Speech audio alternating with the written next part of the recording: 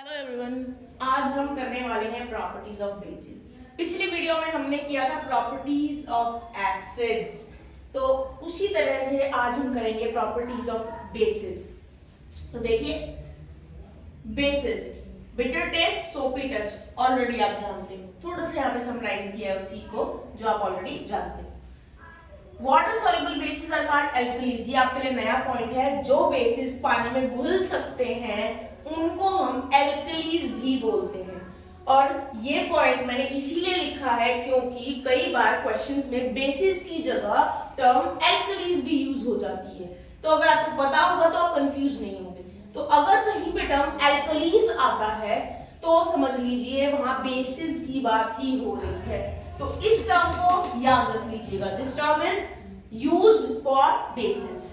Now bases dissolve in water to form OH negative ions.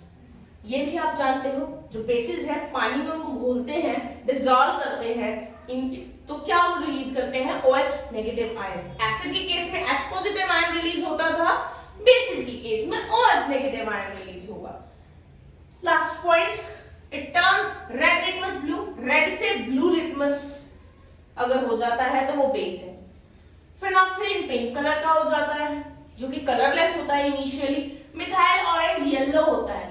एक चीज मैं आपको यहाँ पे मिथाइल ऑरेंज के बारे में बताना चाहती हूँ।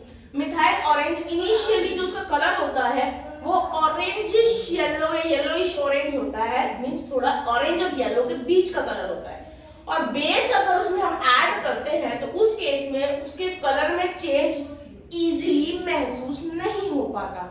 तो कई बुक्स में आपको देखने को मिलेगा कि मिथाइल ऑरेंज येलो हो जाता है बेस की प्रेजेंस में, और कई बुक्स में आपको ये भी देखने को मिलेगा कि मिथाइल ऑरेंज जो है कलर चेंज नहीं करता बेसिस के केस में। तो दोनों ही आंसर्स ठीक हैं। Don't get confused because the change in colour of methyl orange on addition of base is not much. कई बार तो वो इतना कम चेंज होता है कि वो डिटेक्ट भी नहीं हो पाता। तो इसीलिए अगर ऐसा लिखा हो कि मिथाइल ऑरेंज में बेस डालने से उसके कलर में कोई बदलाव नहीं आता तो भी ठीक है। और अगर ऐसा लिखा हो कि मिथाइल ऑरेंज के अंदर बेस डालने से वो येलो हो जाता है तो भी ठीक है। Note my points. नाउ इसके बाद कई बार आपको एक प्रॉब्लम आएगी कि रेड से ब्लू बेस है या वो एसिड के लिए है या क्या है, मतलब आपको कलर्स में थोड़ी सी प्रॉब्लम आएगी। तो मैं आपको यहाँ पे एक छोटी सी ट्रिक बताऊंगी याद करने के लिए। रेड लिटमस से ब्लू, मतलब कि रेड को ब्लू डाला तो ब्लू अगर रिजल्ट है, बी फॉर ब्लू रिजल्ट, तो बी फॉर बेस होगा। अगर लिटमस का कलर चेंज होके मींस बेस या एसिड डाल के अगर वो ब्लू हो जाता है तो वो बेस होगा। मतलब अगर आपने रेड लिटमस लिया और उसमें कोई भी चीज डाल दी और वो रेड से ब्लू हो गया तो B for blue, B for base उसका आंसर है। और अगर आपने ब्लू लिटमस डाला किसी भी चीज में, एसिड या बेस में आपको नहीं पता अननोन सब्सटेंस है वो, और वो ब्लू का ब्लू रहता है तो या तो बेस है या वो न्यूट्रल है। बस इतना याद रखना। अगर आपको रिजल्ट बी फॉर बेस चाहिए तो कलर बी फॉर ब्लू आना चाहिए, इसीलिए रेड लिटमस से ब्लू। ये छोटी सी ट्रिक आप याद रखेंगे तो आपको लिटमस के कलर्स को याद करने में प्रॉब्लम नहीं आएगी। नेक्स्ट, रिएक्शन विद मेटल, जो कि हमने एसिड के केस में भी किया था, यहाँ बेस के केस में भी हम कर रहे हैं। तो metals react with base to form metal salt and hydrogen gas. ये रिएक्शन है आपकी बुक में। Zinc reacts with sodium hydroxide to form sodium zincate and hydrogen gas. So सिर्फ जिंक ही नहीं, जिंक के अलावा टिन और एल्यूमिनियम भी जो है स्ट्रॉन्ग बेसिस है। सिर्फ स्ट्रॉन्ग बेसिस जैसे कि आपका NaOH है और KOH है, इसका नाम है कास्टिक सोडा। इसका नाम है, आपको पिछली वीडियो में बताया था, आप जरा एक बार फिर से सोच के देखिए इसका नाम क्या है। तो इन दोनों से, या फिर यूं समझ लीजिए, स्ट्रॉन्ग बेसिस से रिएक्ट करके वो इवॉल्व करता है hydrogen gas.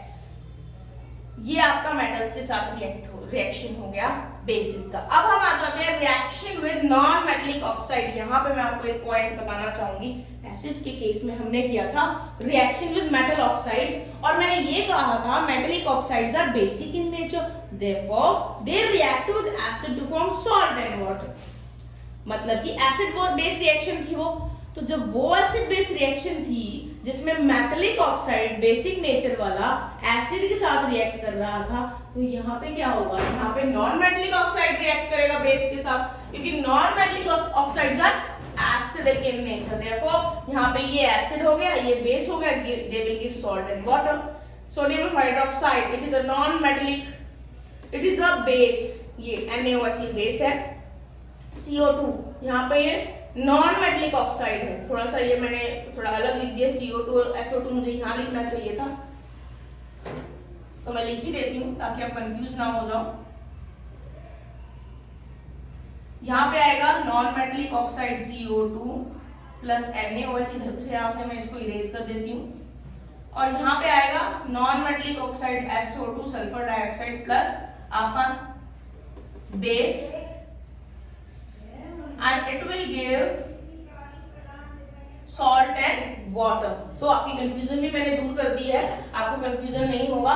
Non metallic oxide के नीचे नॉन मेटेलिक ऑक्साइड ही लिखा है, बेस के नीचे बेस ही लिखा है, तो यहाँ पर नॉन मेटेलिक ऑक्साइड बेस के साथ रिएक्ट करके सॉल्ट और वाटर बना रहा है। Thus we can say bases reacts with non-metallic oxide which are acidic in nature and they form salt and water. ये सिंपल एसिड बेस रिएक्शन के जैसा ही है, तो प्लीज इसको आप ध्यान रखिएगा कि नॉन मेटेलिक ऑक्साइड्स का नेचर एसिडिक होता है, इसलिए वो बेस के साथ रिएक्ट करते हैं, और मेटेलिक ऑक्साइड्स का नेचर बेसिक होता है, इसलिए वो एसिड के साथ रिएक्ट करते हैं। ये रिएक्शन पीछे हमने की थी एसिड के केस में। रिएक्शंस को तो आपको रिटन प्रैक्टिस करनी है रिएक्शंस की। अब जैसे कि हमने पढ़ा था स्ट्रॉन्ग बेसिस, स्ट्रॉन्ग एसिड्स और strong acids and weak acids हमने पढ़ा था, तो ऐसे ही हम स्ट्रॉन्ग बेसिस और वीक बेसिस भी पढ़ने वाले हैं। जरा देखिए, बिल्कुल वैसा ही है। स्ट्रॉन्ग बेसिस वो होते हैं, वो बेसिस है जो कंप्लीटली आयोनाइज हो जाते हैं वाटर के अंदर, इसलिए मैंने सिंगल हेडेड एरो यूज किया है। ये देखिए Na पॉजिटिव OH नेगेटिव बन गया है। ऐसे ही KOH के केस में वीक बेसिस वो बेसिस है जो पूरी तरह से आयोनाइज नहीं होते हैं, which are not ionized completely in water, तो इसीलिए इसको मैंने डबल हेडेड एरो से शो किया है, आप देख सकते हो। तो ये वैसा ही है कुछ जैसा मैंने आपको पीछे वाली वीडियो में एसिड्स के केस में बताया था, उसी तरह का है कुछ।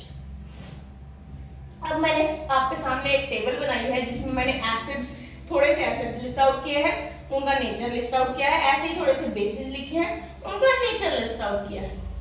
हाइड्रोक्लोरिक एसिड स्ट्रॉन्ग है, सल्फ्यूरिक एसिड स्ट्रॉन्ग है, कार्बोनिक एसिड वीक है, ऑक्सैलिक एसिड भी वीक है, नाइट्रिक एसिड स्ट्रॉन्ग है, एसिटिक एसिड वीक है। सोडियम हाइड्रोक्साइड भी स्ट्रॉन्ग है, ये बेस है। मैग्नीशियम हाइड्रोक्साइड जो बेस है वो स्ट्रॉन्ग है। अमोनियम हाइड्रोक्साइड वीक बेस है। जिंक हाइड्रोक्साइड भी वीक बेस है। कॉपर हाइड्रोक्साइड भी वीक बेस है। एल्यूमिनियम हाइड्रोक्साइड भी वीक बेस है। अब मैं यहाँ पे आपको एक छोटा सा काम दूंगी, वो आपको थोड़ा सा रिवाइंड फॉर्म में लेके जाएगा, आपको नाइन्थ में जो आपने पढ़ा है उसी के रेलेवेंस में वो काम है। यहाँ पे जो मैंने नाम लिखे हैं ना एसिड्स और बेसिस की, इनके फॉर्मूले बनाने हैं। फॉर्मूले बनाने आपने पीछे 9th क्लास में सीखे थे, वो क्रॉस वाले।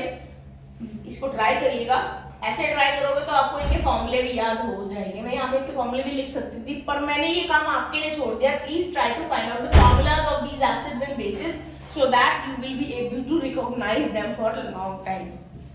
So पहले भी जैसे मैंने आपको बोला है, कृपया करके सभी रिएक्शंस की रिटन प्रैक्टिस कीजिए। अगर आप रिटन प्रैक्टिस नहीं करेंगे तो आपको केमिस्ट्री भी नहीं आएगी।